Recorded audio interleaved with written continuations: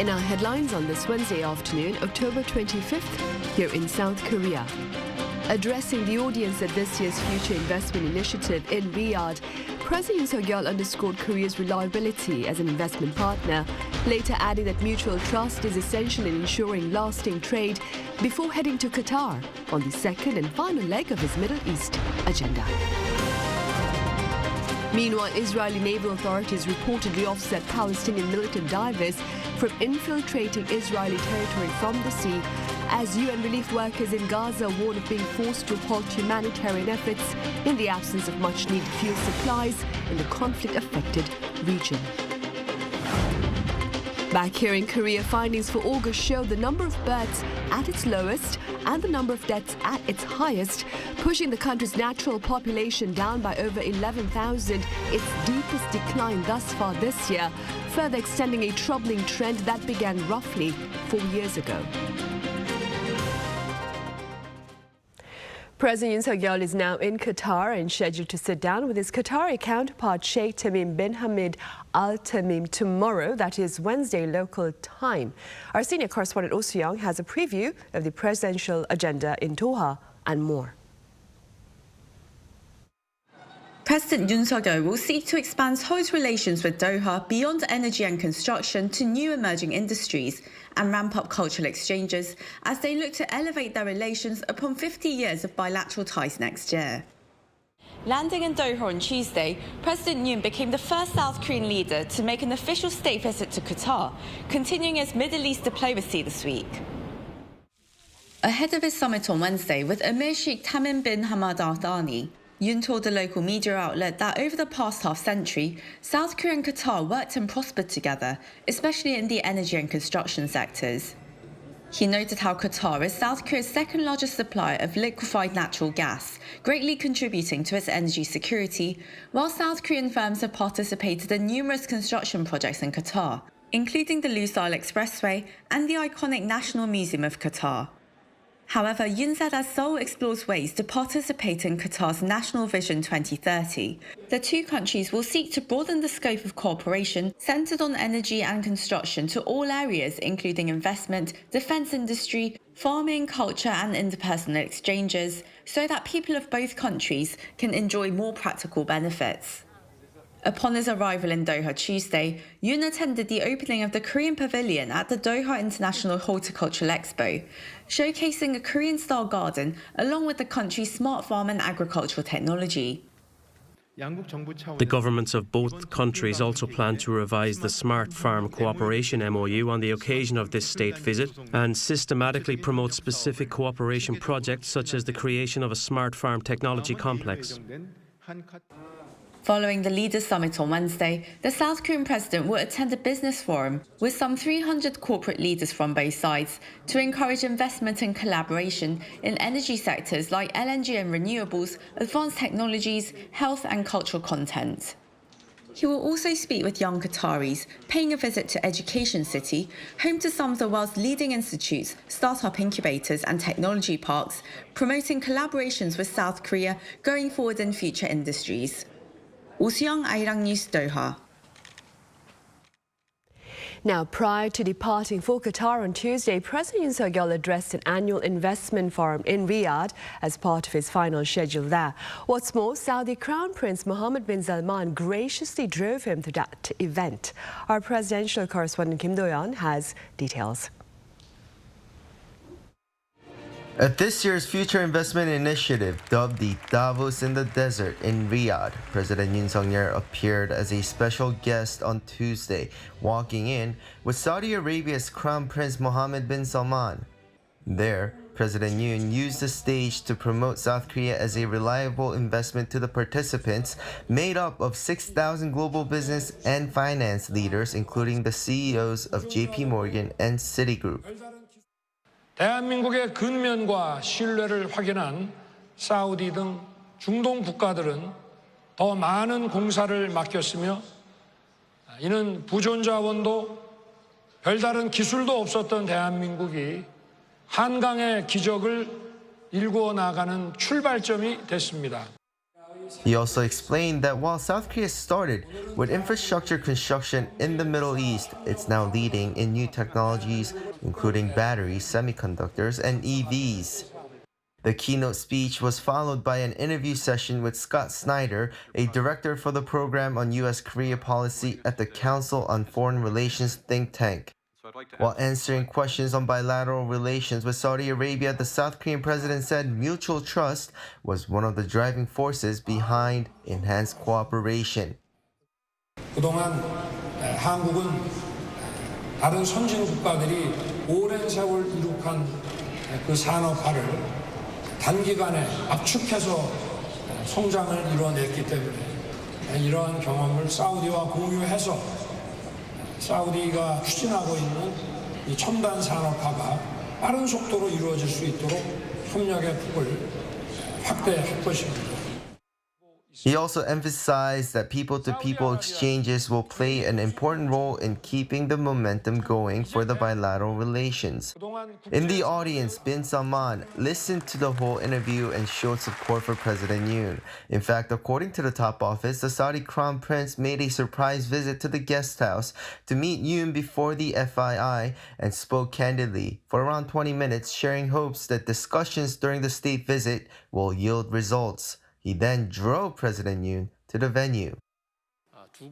While heading to the FII venue, the Saudi Crown Prince said that he hopes next time Yoon visits, the two can be in a Hyundai electric car produced in Saudi Arabia. As this was the last event of President Yoon's 4-day state visit to Riyadh, afterward, the two said a long goodbye to each other. According to the top office, the two enjoy a great relationship, and the meeting is a sign of a new chapter in Seoul-Riyadh cooperation. Kim Do-yeon, Arirang News. In other news, efforts by Hamas to infiltrate Israeli territory from sea have reported been thwarted by Israeli naval authorities. Our Lee Seung-jae has the latest. According to Israeli media outlets, a number of Hamas divers were killed on Tuesday when they tried to infiltrate Israel from Gaza via the sea.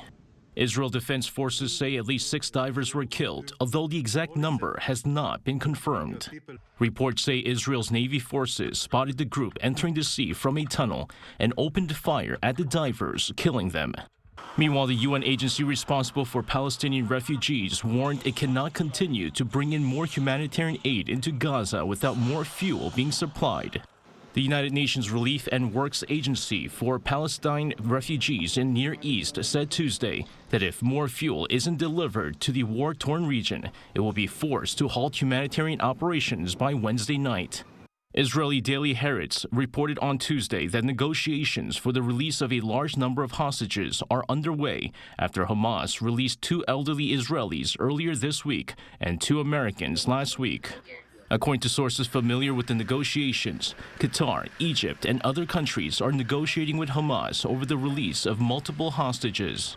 The Daily says Hamas could ask for a number of things in exchange, such as more humanitarian aid, including fuel. And the White House also on Tuesday warned against a full ceasefire in Gaza, saying it would only benefit Hamas, but humanitarian pauses in the region should be considered to let aid in. U.S. President Joe Biden said the day before that talk about any ceasefire could start only once all of the more than 200 hostages taken by Hamas were released. And with concerns that Iran could get involved in the armed conflict, U.S. Secretary of State Antony Blinken told the UN that while Washington does not seek any conflict with Tehran, it would act swiftly and decisively if Iran or its proxies attack U.S. personnel anywhere. The United States does not seek conflict with Iran. We do not want this war to widen. But if Iran or its proxies attack U.S. personnel anywhere, make no mistake, we will defend our people, we will defend our security, swiftly and decisively. The comments came as Blinken spoke to the 15-member UN Security Council amid international fears the conflict could spill over into a wider war and draw in other militant groups like Hezbollah. Lee Seung-jae, Arirang News. We're all determined to prevent. Washington's special envoy on North Korean human rights issues has renewed concerns over China's recent repatriation of North Korean defectors. At a related forum on Tuesday at the UN headquarters, Julie Turner shed grave light on the forced return of some 600 North Koreans after detention in China, despite the brutal retaliation they are widely expected to face once back in the reclusive regime. Ambassador Turner urged further the global community to respond against additional repatriations of North Korean defectors by China. And Beijing on Tuesday dismissed its defense minister Li Shangfu. Authorities there have yet to share the reason behind his dismissal, nor to name his replacement. Li had been tapped as defense minister back in March this year, despite being sanctioned by Washington in 2018 for illegal weapons purchases from Russia. Li has not been seen in public since the China-Africa Peace and Security Forum some 2 months ago.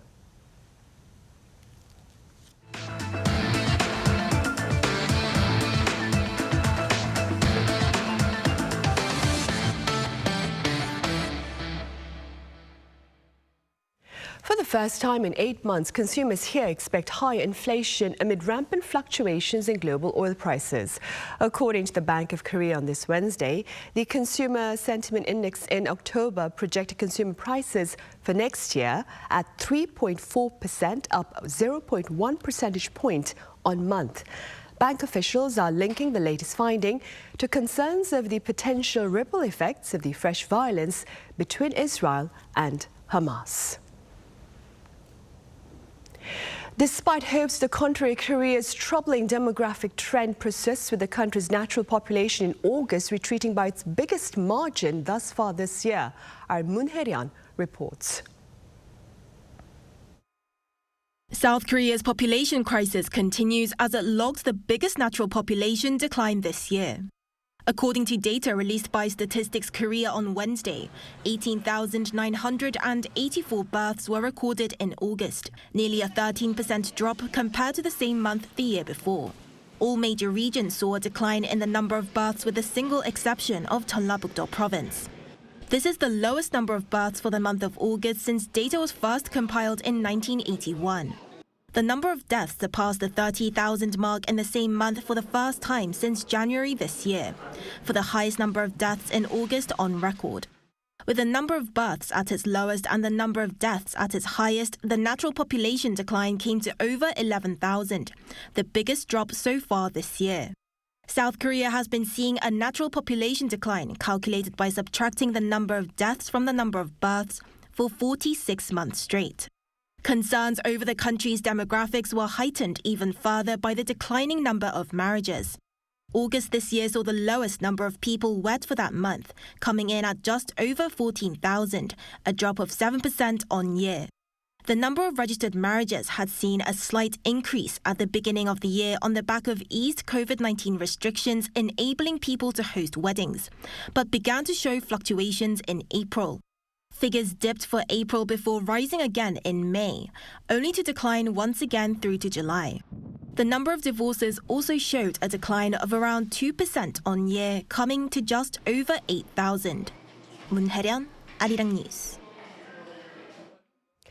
Also here in the country, debate that is remains fierce over government plans to expand the annual enrollment quota for medical schools in the country. Our Lee Shangfu explains. The government recently revealed its medical infrastructure reform plan, which includes increases in medical school enrollment quotas. The ruling and opposition parties have also launched related task forces as the number of doctors falls short of the OECD average. According to OECD statistics, for every 1,000 people in South Korea, there's just 2.6 practicing medical doctors. This is the second lowest figure in the OECD, which has an average of 3.7 doctors per 1,000 people. The ruling People Power Party says that the ultimate goal isn't the quota increase, but building a system where more lives are saved. The number of patients who have died despite being eligible for treatment is 38.6 per 100,000 people in Seoul, while 49.6 in Gangwon-do. There's such a severe medical imbalance between regions. We need to build a system that allows patients in a critical emergency to be treated in a timely manner. The main opposition Democratic Party is pushing for the founding of public medical schools and fostering stronger medical education at existing public universities. Unless public medical doctors are directly trained or regional doctor systems are introduced, it will be impossible to secure essential medical personnel. The DP's solution is not to simply increase the number, but to make sure that the government carefully controls the number and their deployment. Meanwhile, the Korean Medical Association says that simply increasing the number will not solve the issue. The collapse of essential medical care and regional gaps that Korean society is encountering is essentially due to the avoidance of certain departments, so we're doubtful that increasing the quantitative number will improve the avoidance problem. The KMA will be meeting with the Health Ministry this Thursday to discuss the issue. Discussions are also expected to continue at the Parliament until the details are finalized by spring to be reflected in the 2025 university admissions. Lee Shangfu, Arirang News. Today, that is October 25th, is Dokdo Day here in Korea. And this year, authorities say there is more reason to celebrate this particular day. According to the Korea Maritime Transportation Safety Authority, passenger numbers on the coastal liner service to Dokdo have rebounded to pre-pandemic levels. Back in the year 2022, over 270,000 people made the trip. And as of September this year, 200,000 people have already been there. Currently, 3 ferries operate on the route between Ulleungdo Island and Dokdo, carrying some 10,000 passengers each week. Passenger capacity is set to rise next March with the addition of a new transport vessel. The Korea Tourism Organization has made public the world's first ever promotional video created using artificial intelligence.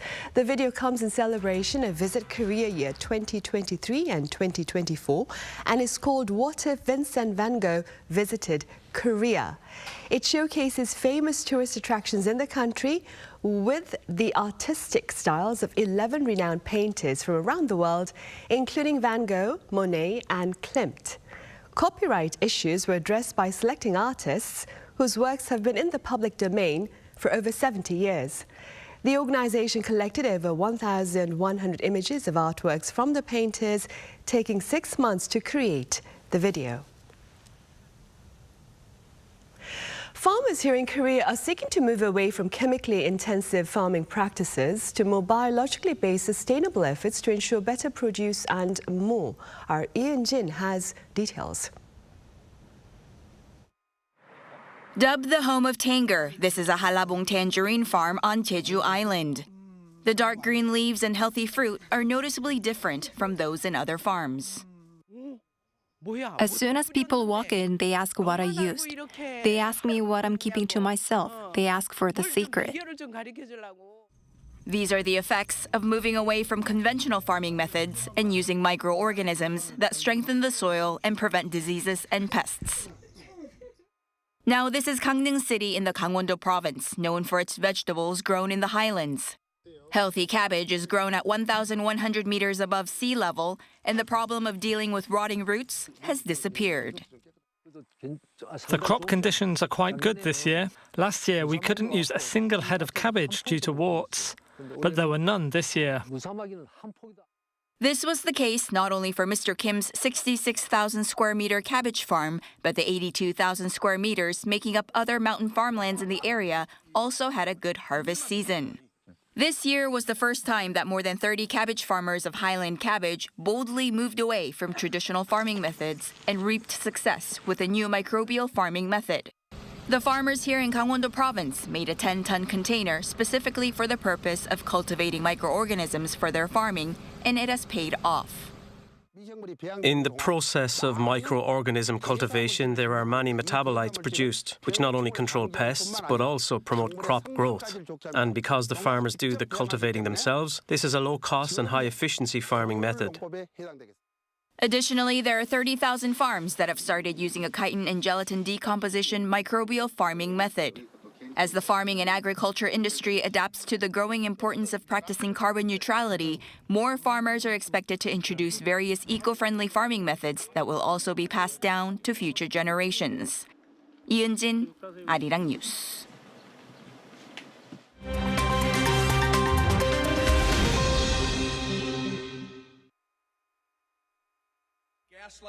Let's take a look at what's going on in the world now. In the US, Republican Congressman Tom Emmer has dropped out from his bid to be House Speaker just hours after he received his party's nomination. Emmer won the Speaker nomination following 5 rounds of secret ballots on Tuesday, but the congressman from Minnesota failed to win Republican support on the House floor amid harsh criticisms from the former President Donald Trump. It is the Republican Party's 3rd failed attempt to elect their House Speaker, following attempts by Steve Scalise of Louisiana and Jim Jordan of Ohio. With concerns over a government shutdown looming, House GOP Conference Chair Elise Stefanik confirmed that 6 Republicans are now running for Speaker in the 4th try. Dozens of US states are suing Meta, the parent company of Facebook and Instagram, over youth addiction to social media. In a joint lawsuit filed by 33 states on Tuesday in the U.S. District Court of Northern District of California, Meta was alleged to have harmed young people's mental health by misleading them and using addictive features. A further 8 states and Washington, D.C. filed separate lawsuits. The lawsuits come after a 2-year investigation following Facebook whistleblower Frances Haugen revealing that Meta deliberately exploited young users' vulnerabilities for profit by providing addictive features targeting children. 2 cargo ships have collided in the North Sea off the coast of Germany, leaving 1 crew member dead and 4 missing. 2 of the 7 crew aboard the British-flagged freighter Verity, which collided with the Bahamian Palsy at around 5 a.m. local time on Tuesday morning, have been rescued. According to the German Coast Guard, rescue efforts are still continuing, with divers searching the sunken Verity for signs of life. The Verity was en route to the UK from Bremen, Germany, with a cargo of steel when it collided with Palsy, a ship that was en route from Hamburg to La Coruña in Spain. None of the 22 people on board the Palsy were injured. A superfog near the U.S. city of New Orleans has caused a crash of more than 150 vehicles. The pileup on Interstate 55 on Monday has left at least 7 dead. Thick fog and smoke from marsh fires caused a dense superfog, impairing visibility for drivers commuting. Authorities clearing up the wreckage on the highway said a further 25 people were injured, while warning that the death toll could rise. Kim Si-young, Arirang News.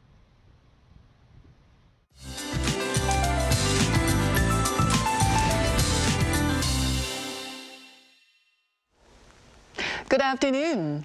After a foggy start, the skies have cleared. While temperature swings continue though, especially in Uiseong, Korea's garlic capital in Gyeongsang Dokdo province, where they're having a swift transition from the early winter chill to a milder afternoon.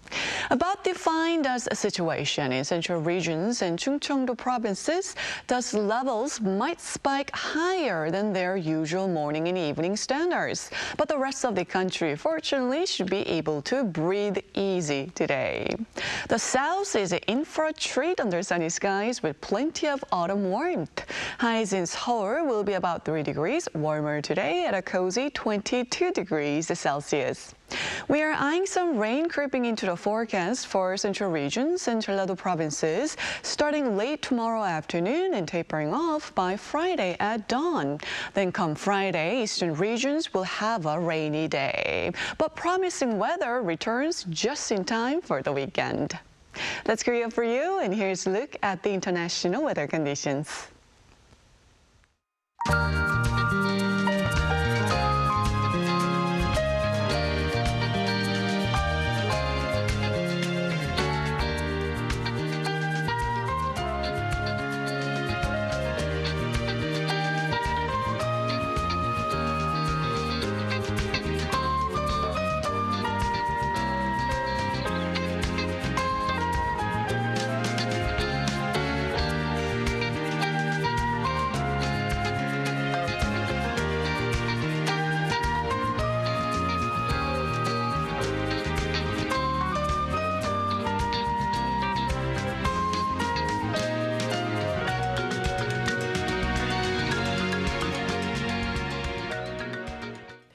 Well, that ends this edition of the Daily Report. Coming up next is our panel session with our group of foreign correspondents. Do stay with us. Thank you for now.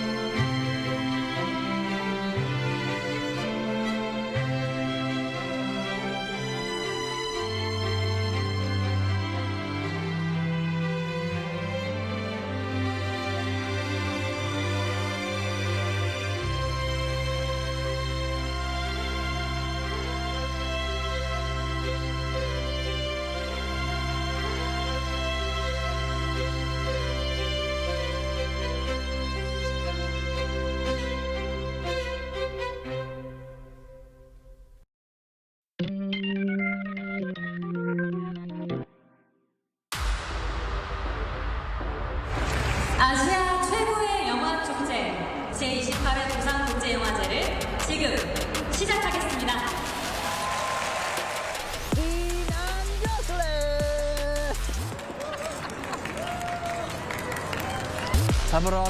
Paparazzi, hello. Hello, thank you very much. Thank you.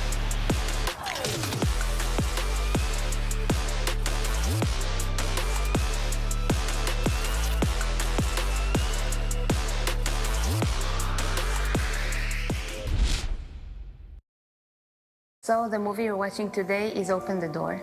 Open the Door. Okay, sounds like there's something strange or interesting behind it. So it's a family drama about opening a secret door. Sounds interesting. Yes, and it's actually even more interesting because it's a real story that happened in the Korean community in the USA.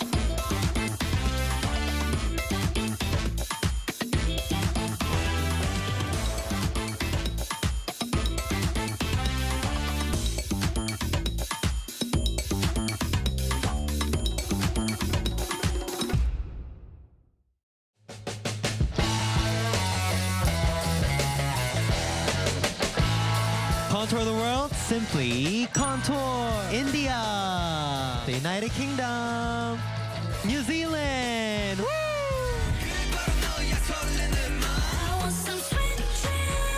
I'm excited.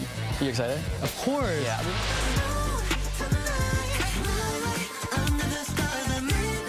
Music, start.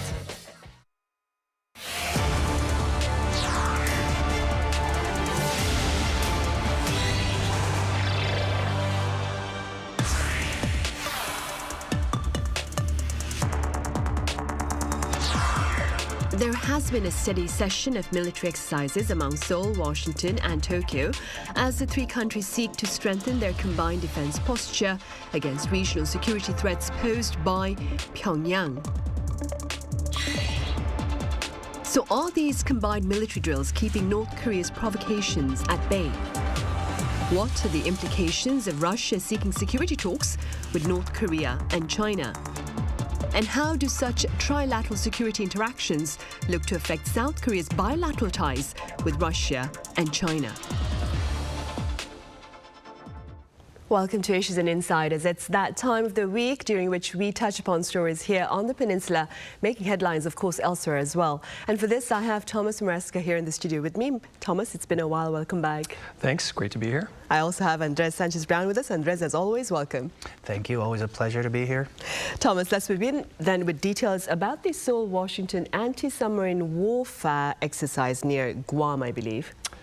Yes, they wrapped up Sunday. It's a biennial exercise. It's called Silent Shark. It's basically a sub and kind of reconnaissance maritime patrol craft to practice coordinating and tracking and responding to underwater threats. I mean, it's not something that's unusual. It's been around since 2006 or 2007.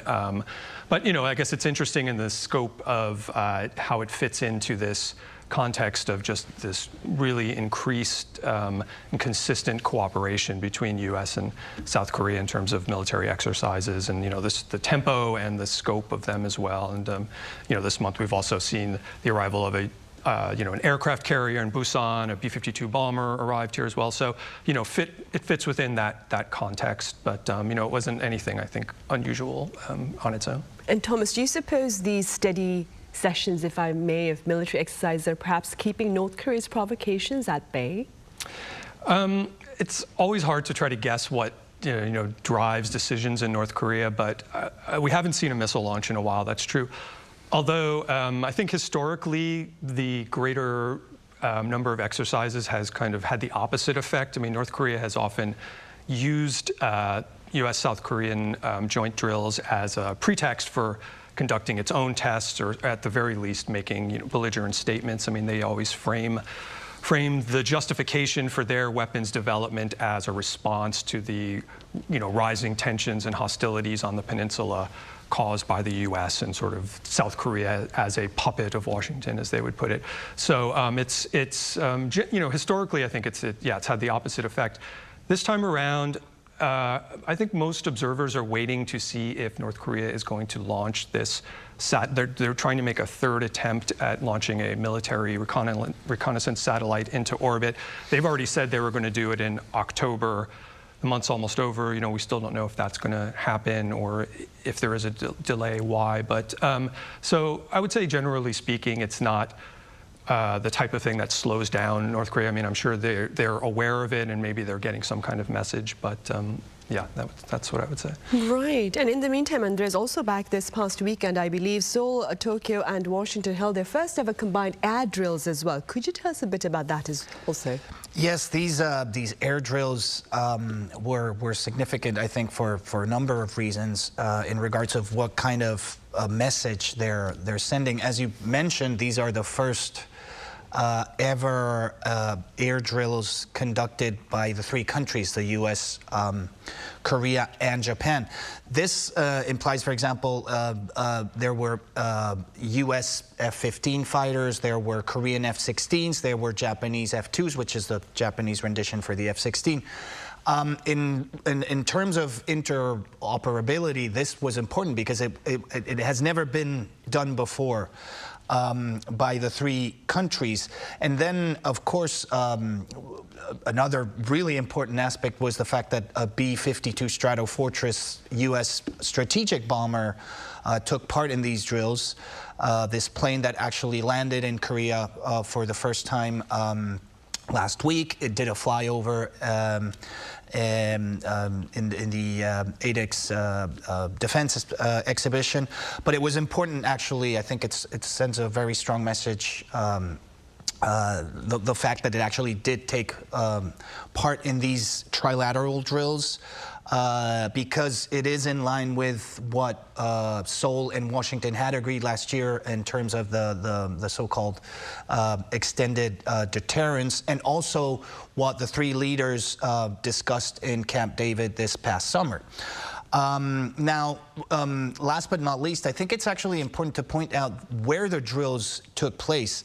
The space chosen was actually an area where both the Korean and the Japanese air defense identification zones overlap. And, you know, back in the day when countries tend to extend these areas, sometimes there's been some diplomatic rows every now and then. But actually, the fact that this was the area chosen, an area where both Korea and Japan have security concerns, seems to send the message that, you know, at least when it comes to North Korea and security, Tokyo and Seoul seem to be really on the same boat right now. Right, they are seeing eye to eye then. And as like Thomas was saying, so North Korea has refrained from launching missiles, but it has nonetheless maintained its bellicose rhetoric, especially warning of, I believe, catastrophic consequences as Washington visibly acts to show its commitment to regional security. Do you suppose North Korea's bark, perhaps, is becoming worse than its bite? Well, I hope so. I mean, we all do. And I think it's been, generally speaking, like that for decades. North Korea's bark tends to be worse than its bite. I think we also have to understand that North Korea lacks the proper diplomatic channels, for example, to voice its concerns when the U.S. deploys strategic assets in the Korean Peninsula. On the other hand, we also have to bear in mind that Korea's bite can be very dangerous. We all remember what happened in 2010 in Yongpyeong-do when North Korea shelled the island, and that cost 4 South Korean lives, because once again, the larger the military buildup, and this is what we're seeing in the region, the more space for potential miscalculations. And when it comes to North Korea not testing missiles lately, I don't think this actually means this doesn't necessarily mean actually that North Korea has stopped developing weapons of mass destruction, or these launches are not only symbolical, they're not only intended to voice North Korea's displeasure, but also have a practical side. This is the way that North Korea actually makes sure that a weapon system is able for operational purposes, right? So right now, maybe there's absolutely nothing to test in that sense. That could be one possibility. And then the other one, as Thomas mentioned, maybe the regime is focused with this space rocket launch that they said would take place in October, and we still haven't heard about it, so who knows? Right. And against that backdrop, Thomas, Russian Foreign Minister Sergei Lavrov has been pushing for security talks, including North Korea and China. Now, some observers claim that such trilateral security framework, so to speak, would be one based purely on convenience and not necessarily tangible partnership. What do you think, Thomas? Well, I mean, right, it's not at the level of a sort of a formal trilateral alliance at this point. And clearly we've seen North Korea and Russia deepening their relationship in, you know, the past couple of months. I mean, obviously, Kim Jong-un was made a trip to Russia in September, and Sergei Lavrov was just in Pyongyang. And, you know, there's obviously a transactional nature to it. certainly North Korea has something that Russia wants, which is munitions for its war in Ukraine. And according to a lot of accounts, North Korea has already begun shipping artillery shells to Russia. And North Korea, in turn, most speculation says that they're probably looking to receive or are receiving technology, weapons development technology, perhaps related to the space launch that they're interested in. And in a broader sense for North Korea, just having kind of any engagement with the outside world is something that they haven't had much of in the last couple of years. And with Russia and with China, already, we've seen Russia and China teaming up on the UN Security Council to derail attempts to either add more sanctions or even formally condemn North Korea for the ballistic missile tests it's been doing over the last couple of years, which is a change from policy in the past when they both had gone along with any South Security Council resolution. So just in that sense, North Korea finds itself with more runway to operate in terms of developing its missile, its weapons program. So that's a benefit for North Korea.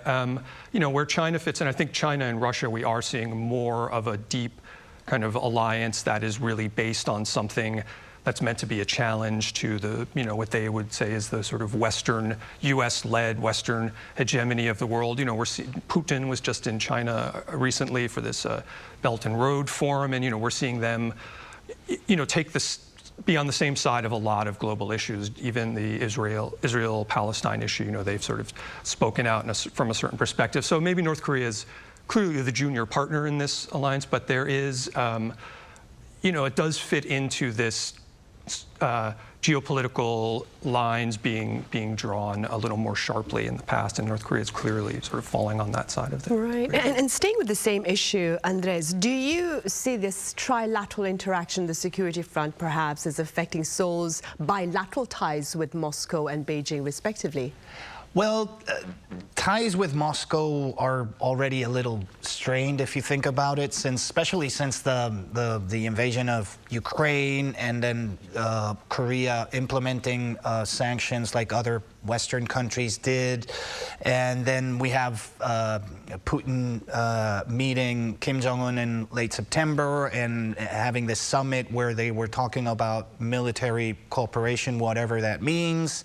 And then we have this footage that shows alleged shipments of what could be military hardware to Russia from North Korea, which means that, as Thomas mentioned, Pyongyang is supposed to get something in return. We don't know what, but obviously Seoul is not happy about this, and it has already voiced its displeasure with this coziness between Moscow and Pyongyang.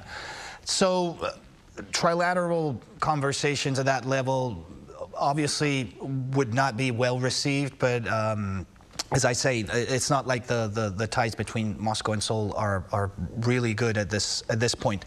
On the other hand, Beijing is a different matter. China is still Korea's largest trading partner, and even though Yoon Suk-yeol's government hasn't been in the best terms with China, the government has still underlined, its commitment to have a good relationship with its neighbor and, the second largest economy in the world. So that said, I think if China chose to take part in this sort of trilateral defense security conversations, that could potentially damage ties in that sense.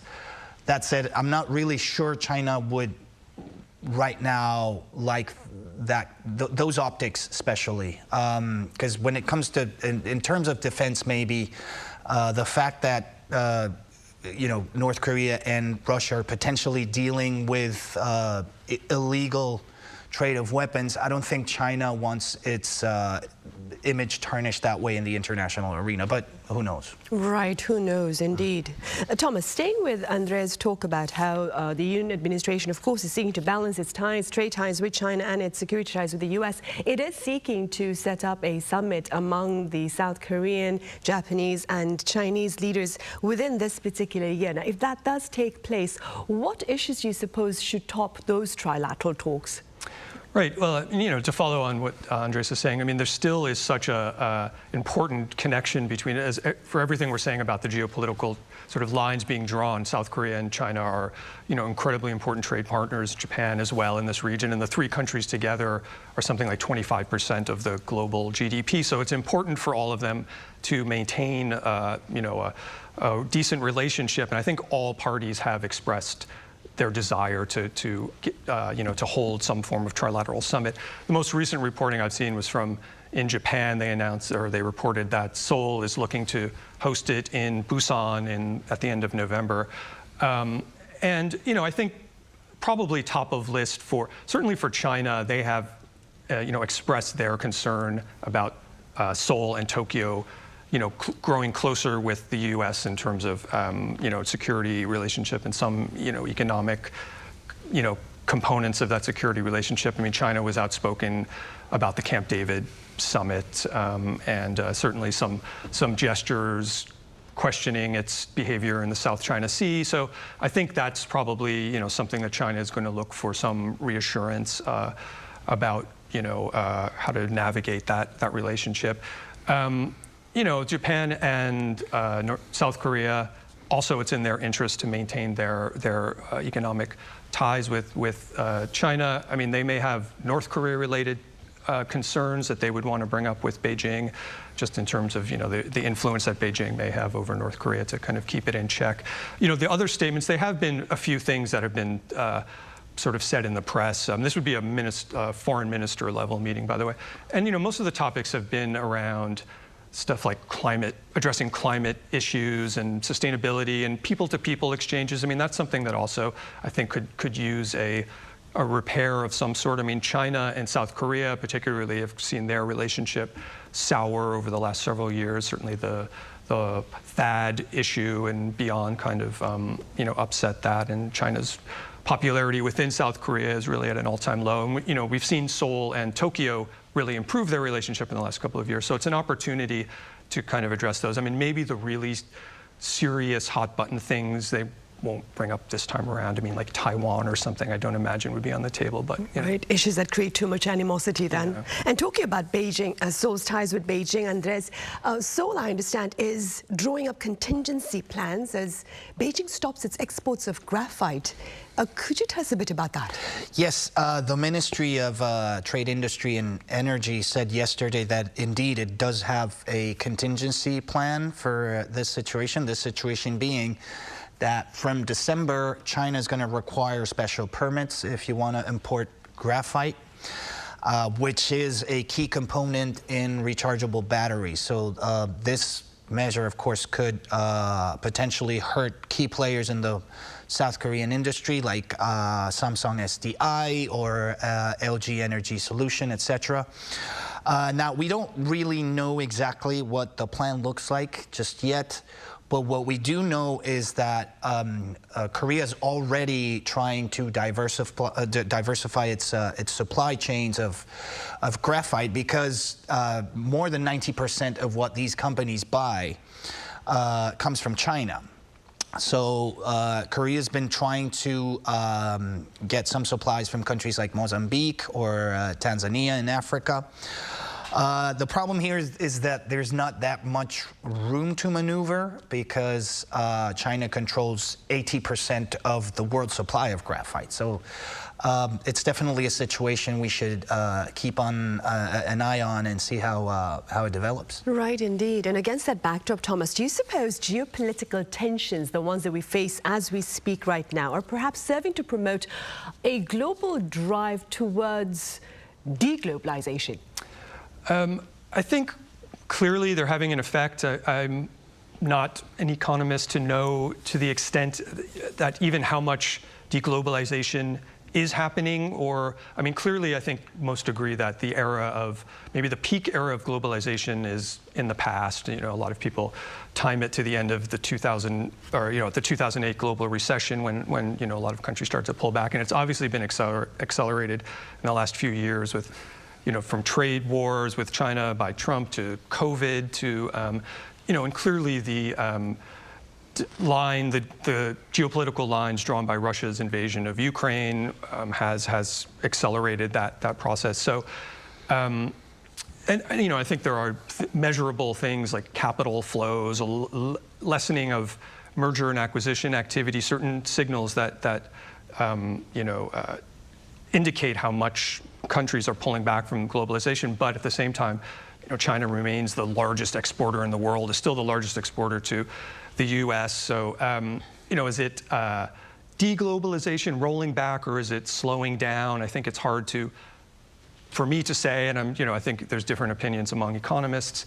But clearly, yeah, the geopolitical maneuvering is a factor, you know, a big factor in that. And I think one thing that will be interesting to look at, that I've seen a few economists raise, is now what's going on in the Israel-Gaza issue. You know, that is also starting to sort of you know, create new sides in this geopolitical alignment. And some countries that didn't seem to be as involved now are having to maybe take sides a little bit more strongly, like a Saudi Arabia, you know, in terms of it was planning to normalize relations with Israel, supposedly, and now maybe that's on the back burner. So that could be another factor to watch in the, you know, what happens going forward with. Right, of course. And Andres, Thomas just mentioned Saudi Arabia. Now, Saudi Arabia and South Korea, they've inked quite a number of deals on the economic front as part of efforts, of course, to diversify the market for the Yoon Suk-yeol administration, that is. Which agreements caught your attention, very briefly speaking? Well, yes,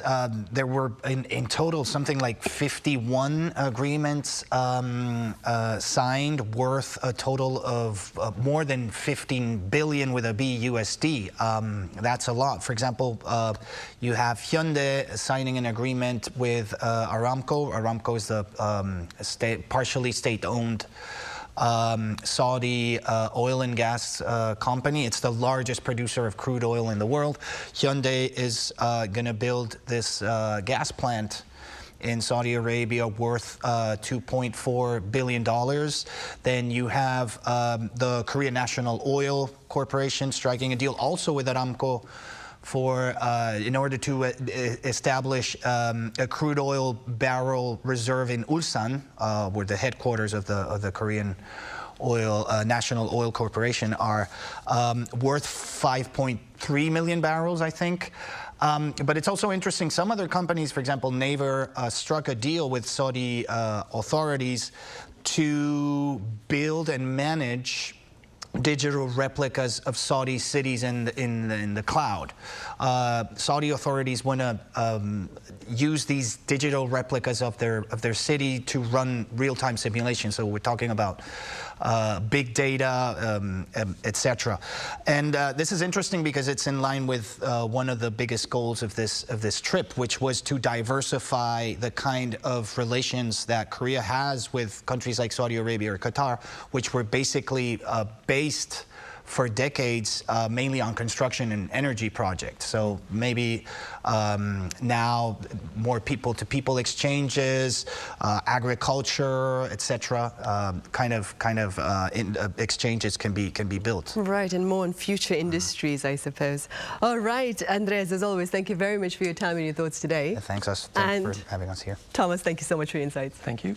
Right, well, that is all the time we have for this edition of Issues and Insiders. Thank you for watching. Be sure to join us same time tomorrow, that is Thursday.